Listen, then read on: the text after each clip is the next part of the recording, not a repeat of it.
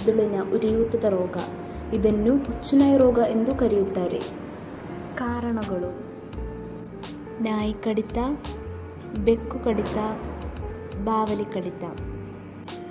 ರೋಗದ ಗುಣಲಕ್ಷಣಗಳು: ಮಾನವನಲ್ಲಿ ಕಂಡುಬರುವ ಲಕ್ಷಣಗಳು: ಜ್ವರ, ತಲೆನೋವು, ಕಚ್ಚಿದ ಸ್ಥಳದಲ್ಲಿ ತುರಿಕೆ, ಹೈಡ್ರೋಫೋಬಿಯಾ, ಸುಸ್ತು. ನಾಯಿಯಲ್ಲಿ ಕಂಡುಬರುವ ಲಕ್ಷಣಗಳು: ಅಸಾಮಾನ್ಯ ನಡವಳಿಕೆ, ಆಕ್ರಮಣಕಾರಿ ನಡವಳಿಕೆ, ಜೊಲ್ಲು. ತಡೆಗಟ್ಟುವಿಕೆ: ಸಾಕು ಪ್ರಾಣಿಗಳಿಗೆ ಲಸಿಕೆ ಹಾಕಿ. ರೇಬಿಸ್ ಚುಚ್ಚುಮದ್ದು. ಆದಷ್ಟು ಪ್ರಾಣಿಗಳಿಂದ ದೂರವಿರಿ. ತಕ್ಷಣವೇ ಗಾಯ ಮತ್ತು ಅದರ ಸುತ್ತಲಿನ ಪ್ರದೇಶವನ್ನು ಸಾಬೂನು ಮತ್ತು ನೀರಿನಿಂದ ತೊಳೆಯಿರಿ.